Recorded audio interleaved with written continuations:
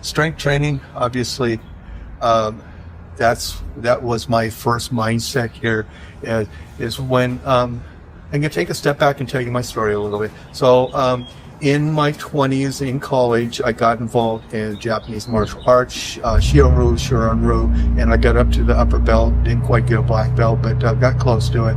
That's where I learned a lot of discipline on stretching and everything else. But I always had problems with my hip flexor and some pain in my hips. And I'm talking about my 20s. And so it really held me back from doing what I call a roundhouse kick and so forth. I didn't have that flexibility. And I found out decades later why. So I've had some challenges in my hips most of my life. In my probably in my 40s, I started developing a problem in my right leg that got to the point where it's very debilitating. I'd be in the office and I'm standing there. If I stopped to put any weight on and talking to somebody, it would literally take me 20, 30 seconds sometimes to get it going because it's just stuck and it's painful, and then all of a sudden it starts working out. I go to the doctor and he prescribes me, he says it's sciatic nerve problem. This is an allopathic doctor, and he doesn't run a lot of tests and whatnot. He just asks a lot of questions. Sciatic nerve. I said, well, what can I do about it? And he says, well, you can take some pain relievers and do some physical therapy. I said, really? So anyway, for the next 6 years, anytime I go to a different specialist, different doctor, look at my, oh, you got sciatic nerve problem. Okay. So nothing, it just got worse and worse. Got to the point where I used to be very active, going backpacking as a Boy Scout, went up to Eagle Scout Master. I used to go on 50-mile backpack. I couldn't go on any of those anymore. So my life changed. And I'm working for Boeing, and I'm doing a lot of traveling. I was a lead engineer on the F-22 fighter, and I was now at Dobbs Air Force Base. And Boeing used to have a process that when you're on travel, they give you per diem. They give you a certain amount of money a day. And being a cheap engineer, I'd pocket most of that money and I'd eat cheap. And then they changed it one day, and they said, okay, we're going away to actuals. We'll give you up to $75 per meal. And okay, so I started eating a lot better, and now I'm on travel, so I started getting fat. That's the first time I actually got fat. About 3 or 4 times I've gotten fat, and I've lost it, got fat. So that yo-yo diet started kicking in, and so I get back home and I get back in the gym and whatnot. Well, all of a sudden, the pain started back up in the hip. I go to the doctor, and I thought, you know what, this is when I read the book, The Life Plan, and I went to a naturopath, and I told her what's been going on, and in the back of the book, it gives you a list of blood work that they want you to do, and it's more extensive than most doctors do. I gave that to her and she said, well, there's more than we normally do, but she did. And she came back and she says, I'm really concerned and your vitamin D is really, really low. Vitamin D is probably the most important hormone in the body because it just triggers everything else. So she says, this is a magic words. We need to understand why it's low. Now, she prescribed me on 10,000 IUs of vitamin D, and a regular doctor would have done that too, and that's where he would have stopped. She says, I need to understand why it's low. So she ran a couple other tests. She called me one evening and says, I think I might have figured this out. I think you might have celiac disease. But what's that? Well, that's where the gluten and wheat and other grains will get into the GI tract. It'll literally start an infection. And it's like taking sandpaper and rubbing it on your forearm every single day for 30 years. You can see visually how messed up your skin is and dysfunctional. That's happening in my gut. And so when I found out that I failed that test, I set up a GI scope, and they came back and said that 75% of my entire GI tract, small and large intestines, were damaged to the point where the little villi fingers that kind of grab all the nutrients and suck it through the lining. It was all scar tissue, and so they said that. And then they sent me out. They said, well, typically people aren't absorbing enough nutrients, and so they usually have osteoporosis, brittle bones. So they sent me over to get a bone DEXA scan. And he says, the good news is, you've been doing weight-bearing training, so you haven't lost a lot of bone. The bad news is that you've never had sciatic nerve problem. You have advanced arthritis in your right hip because of the celiac disease and not absorbing it. So that was the first time I realized gut health is really important. I started reading, read that book, The Life Plan. Everything in my head started changing. Because the book will say you need to be proactive with your own health. There's nobody on this planet that's going to be more concerned about your health than you. You need to start taking control of that. Now, everybody doesn't have that, but going to a naturopath, that is their job. And so I highly recommend that you start getting your checkups at a naturopath. And insurance does cover a lot of them. So anyway, that's my story about how I got here. However, a few years later, I was at a double hernia procedure, and I'll say this real quick. So they go in there and they inflate you, and they put mesh in there, and so forth. They sent me home. And a few days later, I started getting swelled up really big. No bowel movement. And I called him and said, could I be blocked? No, sir, that's impossible. Just take more suppositories and more diuretic. Flood more water in the GI tract, both directions. And so I did that, got bigger and bigger. I called him 3 times, and they said, no, you can't be blocked. So I was so big, so much pressure. I just felt so uncomfortable, and I felt like I could vomit. So I go to the bathroom, and I realized it's like a fire hose, high pressure. This ain't natural. So I ended up going to the ER at about 1 o'clock in the morning. They were kind of cavalier about it, and then they took an X-ray, and it went, DEFCON 4. They got me on the gurney, and one night they said my bowels are ready to explode. Well, won't you know? They ended up calling the surgeon. He got him out of bed, come in for exploratory surgery. And when I was done with the mesh and I was inflated, and he pulled the knife out, he didn't retract the blade, slipped the lining. I haven't thought about this for a long time. Anyway, slit the lining that held my organs, and 8 inches of my intestines popped through and got strangulated for a week. And they were surprised that I even didn't succumb from that. So anyway, that reinforced the fact that, I know this may sound terrible, but I didn't trust it now as a doctor anymore from that standpoint. Because, this is stated on the internet that there are more fatalities heart disease from doctor procedures and everything else. So anyway, I don't want to slam the doctors, because we need those, but we need to have a change in our medical system, and that going functional medicine is that. So getting back on track. So that really shook me to my core, and that's when I decided to just step up my own healthcare. And that's why you see all this material has been built over the years and so forth. Okay, so back to the chart here. One of my goals after that event is I wanted to stop atrophy of the muscle. So my goal was to stop atrophy, and so at age about 55. And so this is my personal gains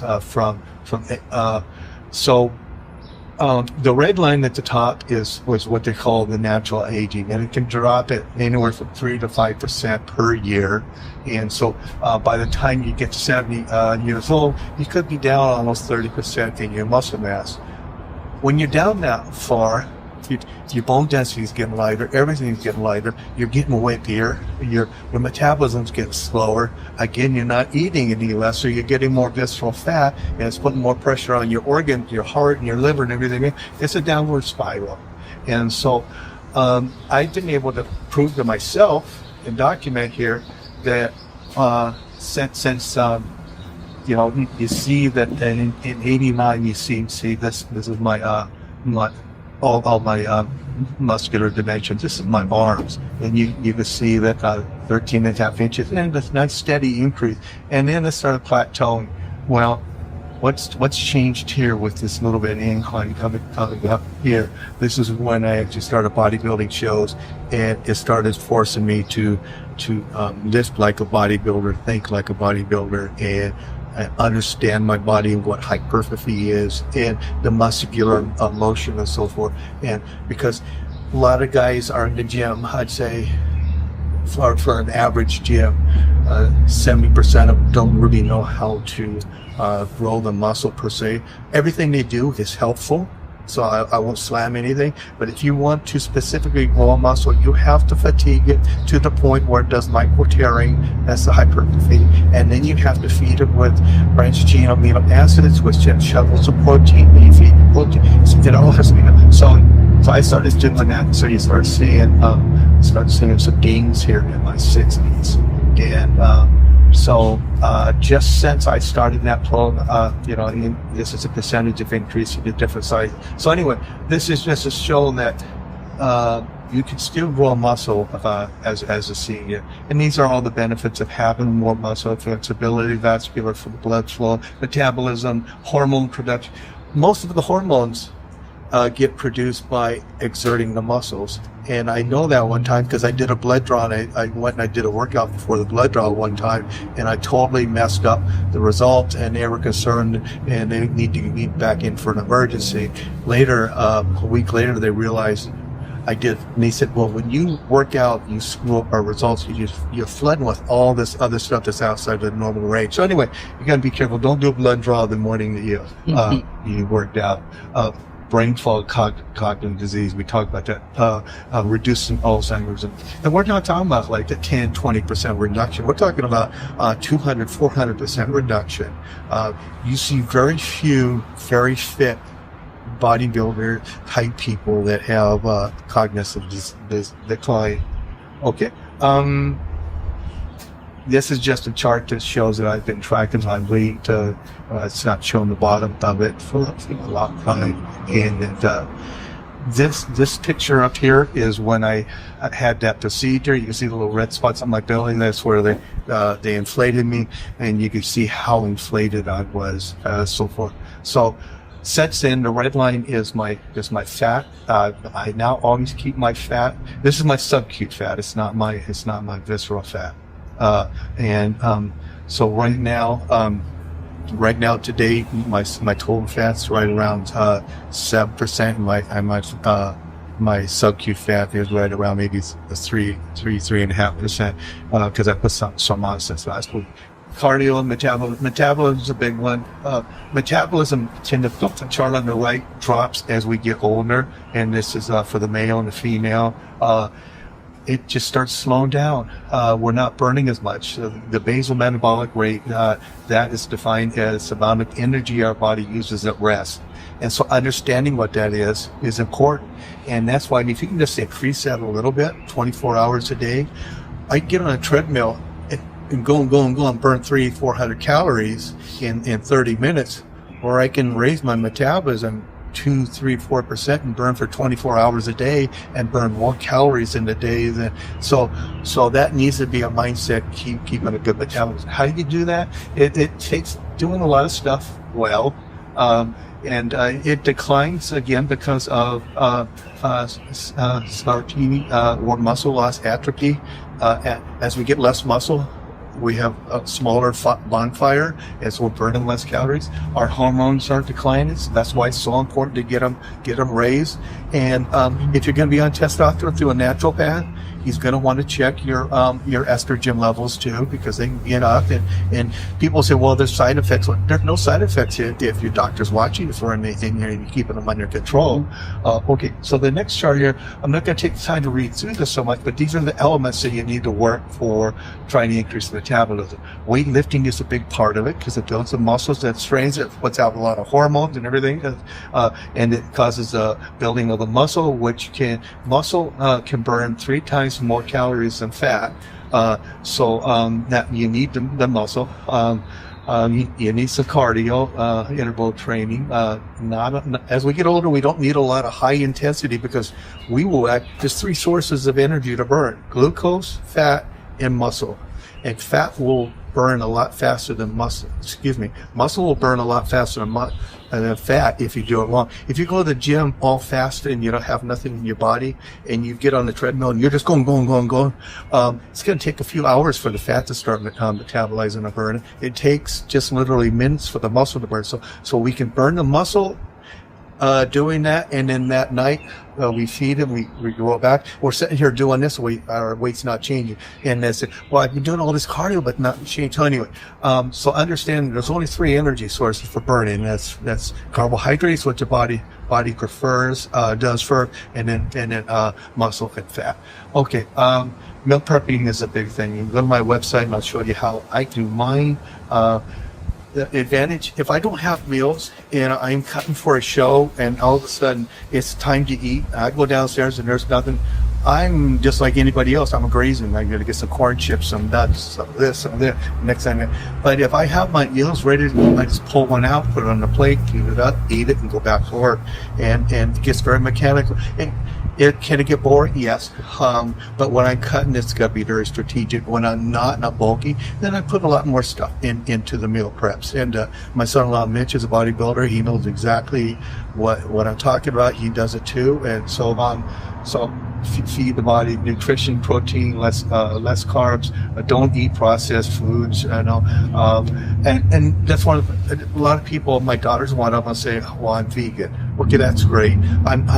I don't really prescribe any specific. I do what I call carb cycling, but sometimes I'll be doing carnivore and so forth. But the challenge with vegan in today's society is there's so much processed food to make simulated burgers and stuff like that, and all that processed food is really making it a challenge to lose weight. So I won't slam vegan, but I will say that if you're eating a lot of those processed foods, and that's going to be a challenge for you. I drink 2 gallons of water every single day, and that's just normally what I do. I have about 6 of these bottles right here, and I'll usually fill them in the morning. 4 of them is 1 gallon, so I do about 8 of these a day. And I have something that I put in it because I have a hard time just drinking water itself.